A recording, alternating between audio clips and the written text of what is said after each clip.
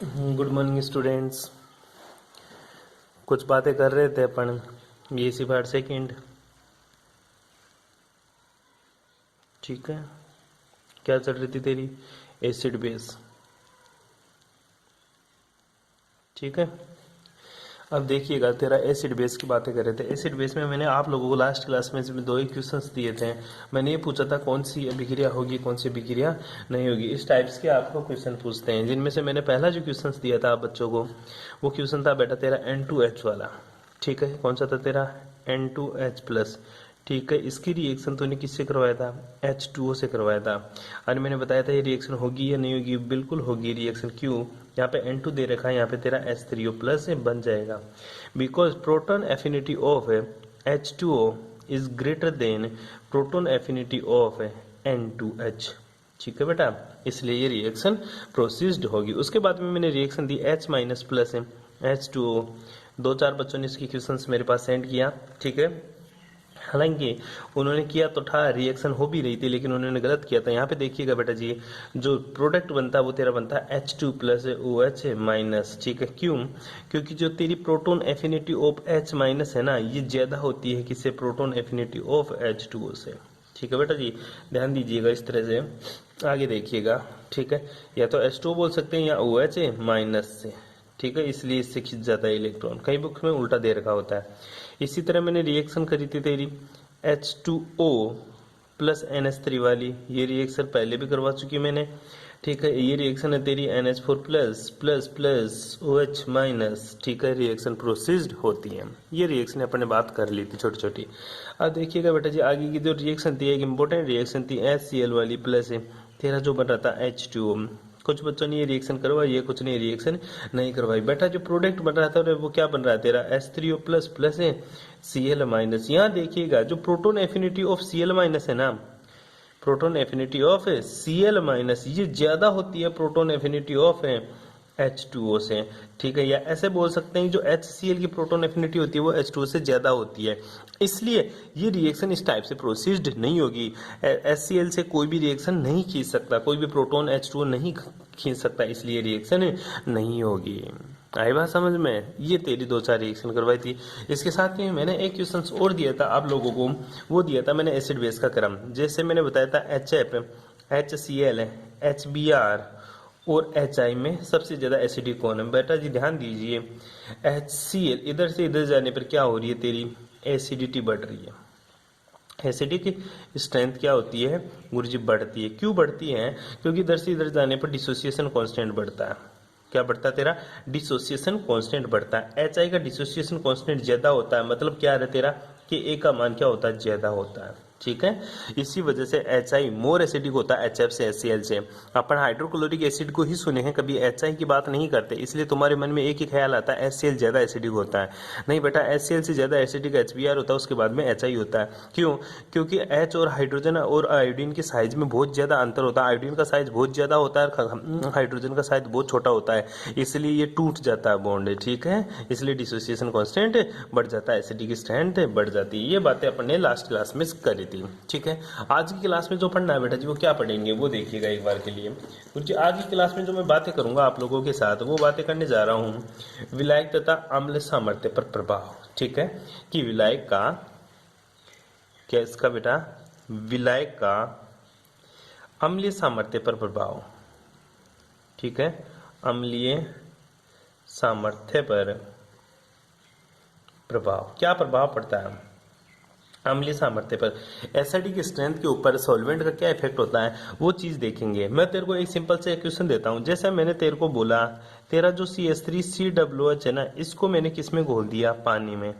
ठीक है, तो गुरुजी ये H+ देगा, बिल्कुल देगा बेटा जी। और बनेगा क्या तेरा? CH3COO- बनेगा, और साथ में क्या निकाल देगा गुरुजी? OH H3O+ बाहर निकाल देगा। ठीक है, तो इसे ये तेरा पानी है, जल है, और जल के अंदर तेरा CH3COOH क्या है?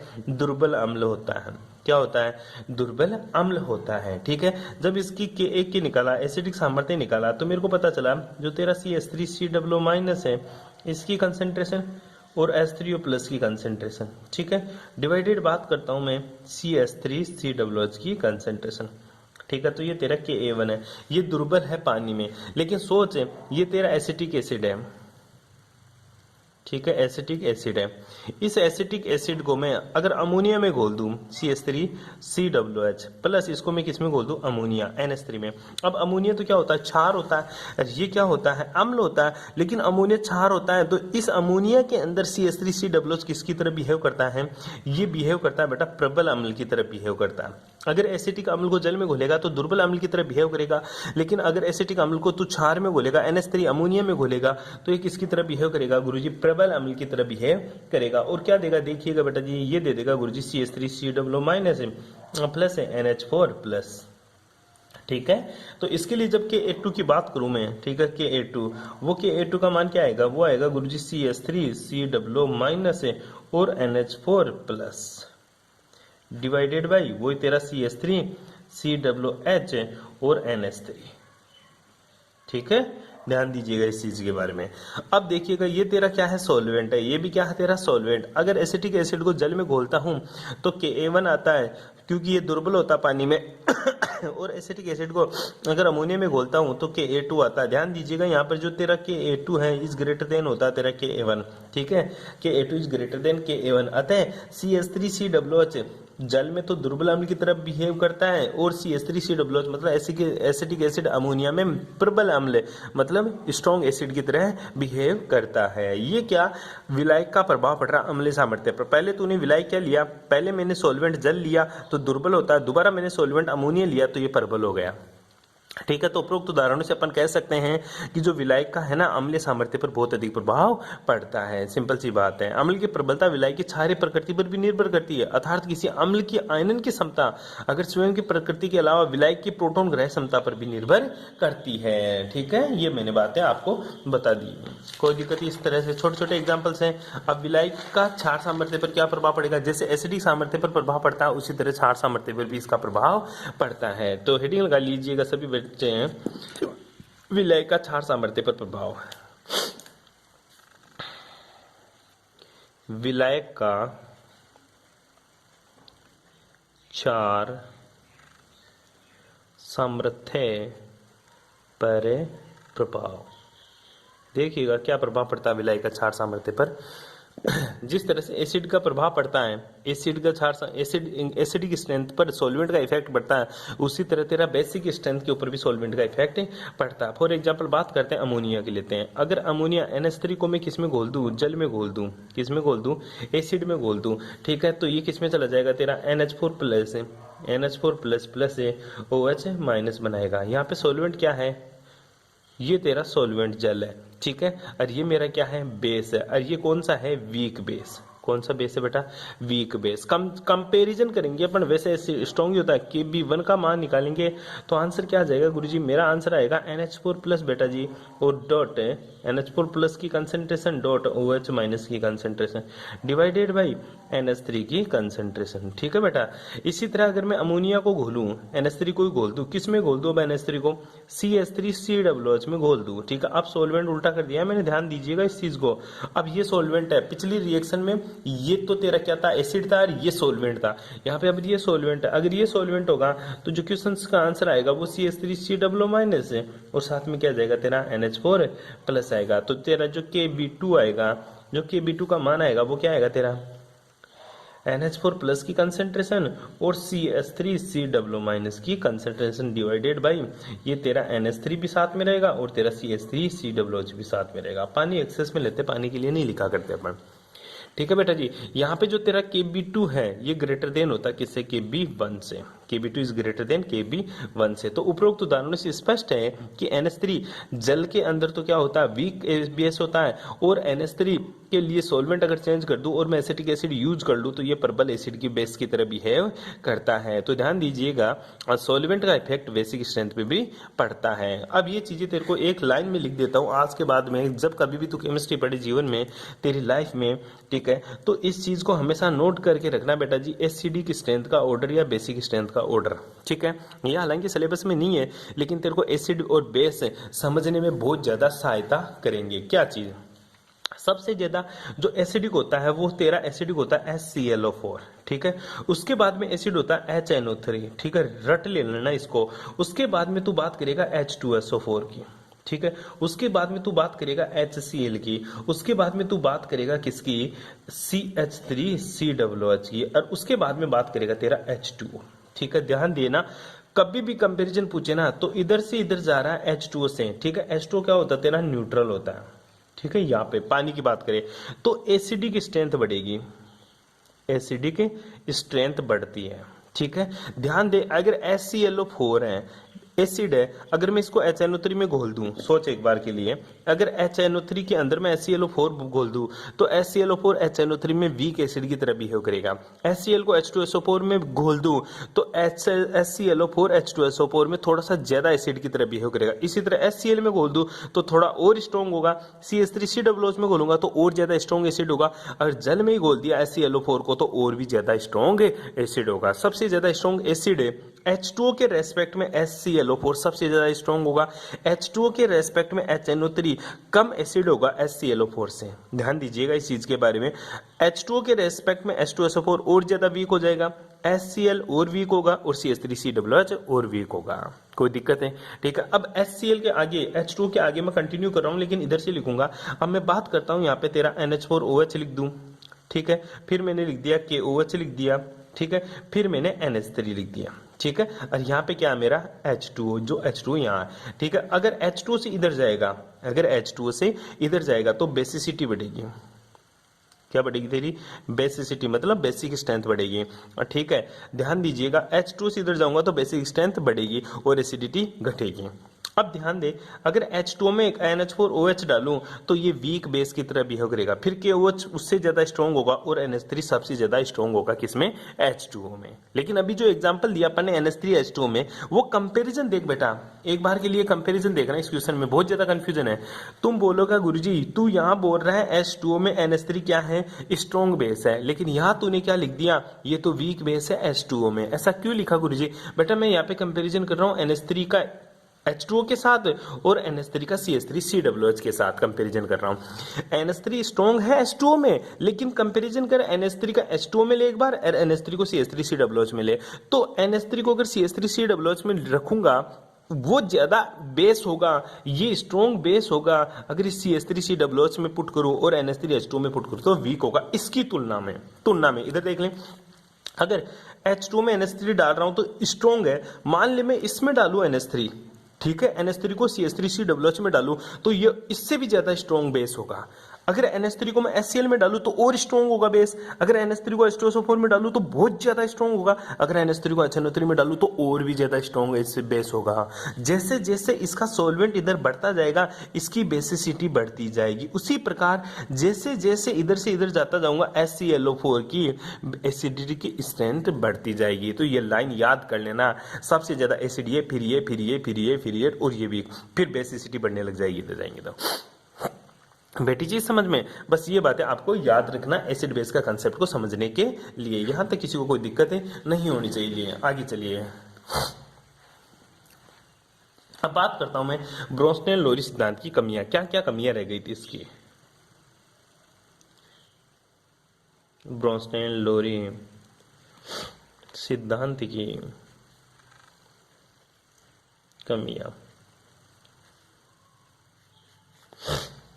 देखिएगा। पहली चीज, इसकी पहली कमी जो थी ना, वो कमी यही थी कि इस सिद्धांत के आधार पर केवल प्रोटॉन वाली अभिक्रियाओं में ही अम्ल क्षार को परिभाषित कर सकते हैं, ठीक है। तो प्रोटॉन वाली अभिक्रियाओं पर ही लागू होता है, ठीक है। जिनमें प्रोटॉन नहीं होता उन अभिक्रियाओं पर ब्रोंस्टेन लोरी सिद्धांत लागू नहीं होता। इस सिद्धांत में दूसरी जो कमी है वो देख ले, इस सिद्धांत में भी विलायक की आवश्यकता महत्वपूर्ण है। अगर इसमें विलायक नहीं लोगे, विलायक की आवश्यकता ठीक है। अगर विलायक नहीं लोगे तो ये ब्रोंस्टेन लोरी सिद्धांत फेल हो जाएगा, ये एसिड बेस के बारे में नहीं बता पाएगा। ये तेरा ब्रोंस्टेन लोरी सिद्धांत था, जिसकी दो कमियां था, प्रोटॉन वाली अभिक्रियाओं पर ही लागू होता है, विदाउट प्रोटॉन के अलावा ये कुछ भी नहीं कर सकता। दूसरा, विलायक के लिए विलायक की आवश्यकता होती है, अगर विलायक नहीं यूज करोगे तो आप एसिड बेस नहीं बता सकते हैं। ये क्या थी तेरी ब्रोंस्टेन लोरी सिद्धांत की कमियां। चलिए आगे बात करते हैं अपन अब किसकी, लक्स फ्लड सिद्धांत। तेरा फोर्थ सिद्धांत है कौन सा, लक्स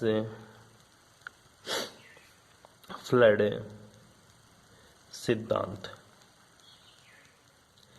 लक्स फ्लड सिद्धांत ने, ठीक है, ये किसके, लक्स फ्लड जो सिद्धांत है ना बेटा, ये ऑक्साइड आयनों के ऊपर आधारित है। किसके ऊपर आधारित है, ऑक्साइड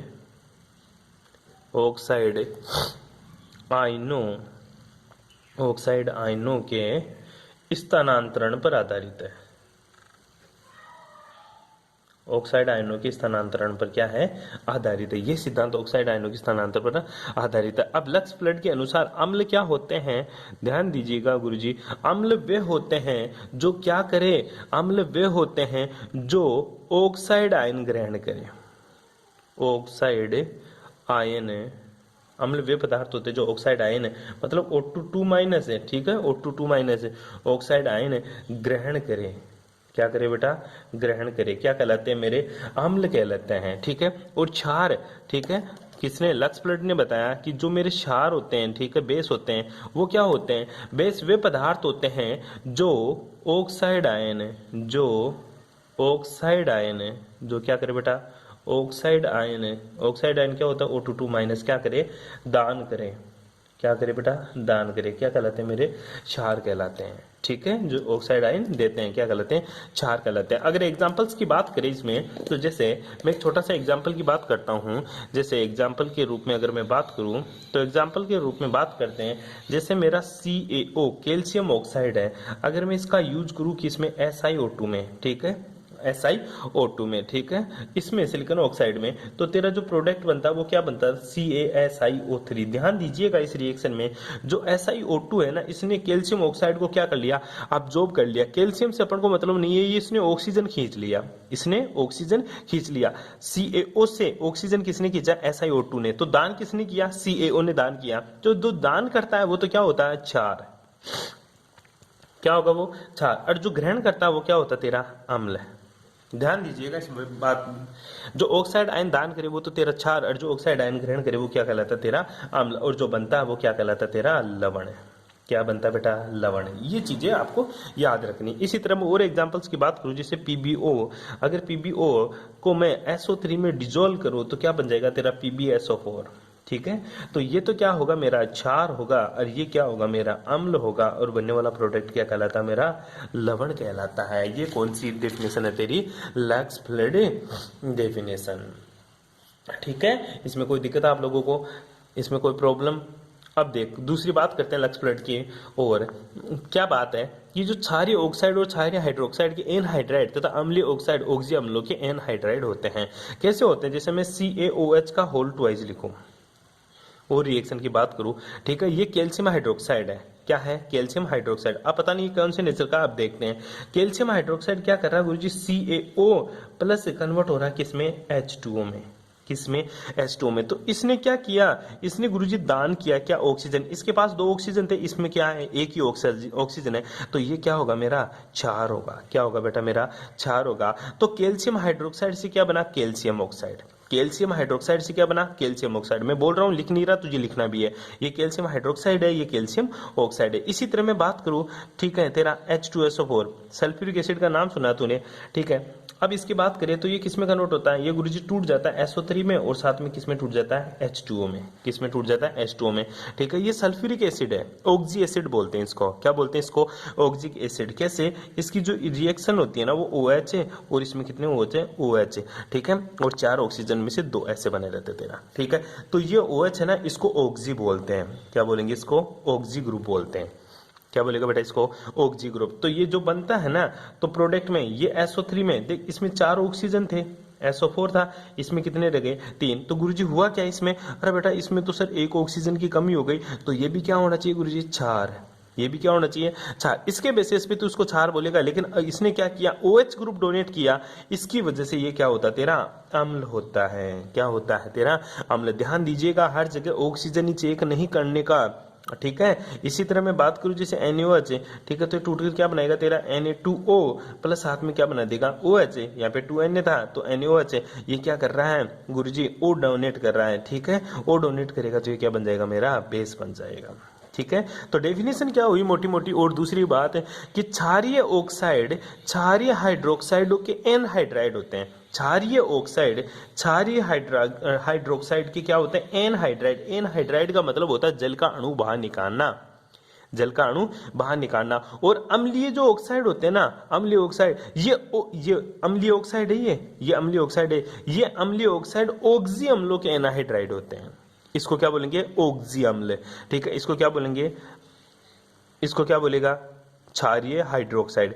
तो क्षारीय ऑक्साइड तो क्षारीय हाइड्रोक्साइडों के एनहाइड्राइड, और अम्लीय ऑक्साइड क्या होता है अम्लीय ऑक्सी अम्लों के हाइड्राइड होते हैं। ये बात आपको याद रखनी है। कोई प्रॉब्लम यहाँ तक कर लेगा, सिंपल सिंपल सी बातें करी। उसके बाद में क्या आता है तेरा उभयधर्मी। उभयधर्मी का मतलब क्या होता है, ऐसे पदार्थ जो ऑक्साइड आयन ग्रहण भी करे और ऑक्साइड आयन दान भी दे, अर्थात ऐसे पदार्थ जो अम्ल की तरह बिहेव करे और क्षार की तरह भी बिहेव करे, क्या कहलाते हैं मेरे उभयधर्मी कहलाते हैं, ठीक है। तो उभयधर्मी की सिंपल सी डेफिनेशन लिखिएगा, उभयधर्मी उभयधर्मी, ठीक है। मैं बोल रहा हूं तो लिखिएगा। उभयधर्मी क्या होते हैं, यदि कोई पदार्थ ऑक्साइड आयन को ग्रहण भी करे तथा ऑक्साइड आयन का दान भी करे तो क्या कहलाएगा उभयधर्मी कहलाता है। यदि कोई पदार्थ ऑक्साइड आयन ग्रहण करे तथा ऑक्साइड आयन दान भी करे तो क्या कहलाता है उभयधर्मी कहलाता है। कोई एग्जाम्पल गुरुजी इसका बेस्ट बिल्कुल एग्जाम्पल बताते हैं बेटा जी आप लोगों को। जैसे तेरा जेडेनो है, अगर इसने ऑक्साइड आयन O2 माइनस ग्रहण कर लिया तो ये किस में कन्वर्ट हो जाएगा ZnO2 2 माइनस में, ठीक है। तो ये क्या है अम्ल, क्यों, क्योंकि इसने ऑक्साइड आयन क्या कर रहा है ग्रहण कर रहा है, ठीक है। इसी तरह अगर मैं बात करूं तेरा ZnO, अगर ये टूटकर किस में चला जाए गुरुजी, ये चला जाए Zn2 प्लस में, प्लस O2 2 माइनस बाहर निकाल दे, तो ये ZnO ने क्या किया O2 2 माइनस बाहर निकाल दिया, ऑक्साइड आयन बाहर निकाल दिया, इसलिए क्या है मेरा क्षार है।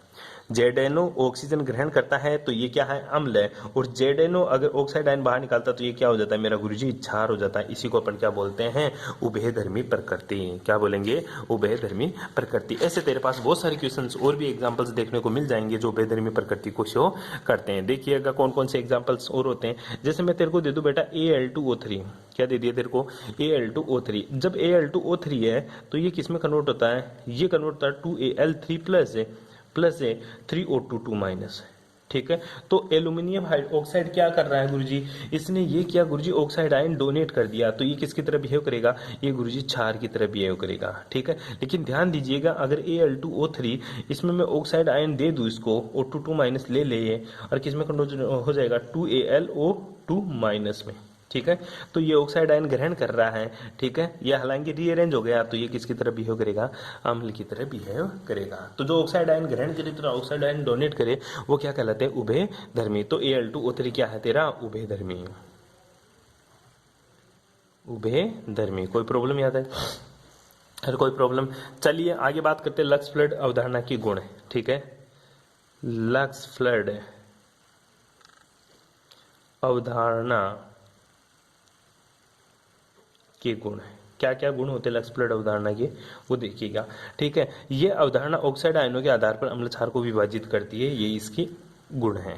किसके आधार पर, ऑक्साइड आयनों के आधार पर, ऑक्साइड आयनों के आधार पर अम्ल क्षार का विभाजन करती है। किसका विभाजन करती है, अम्ल क्षार का विभाजन करती है, यही इसका मोटा मोटा गुण है, ठीक है। दूसरा इसके दोष क्या है, ठीक है।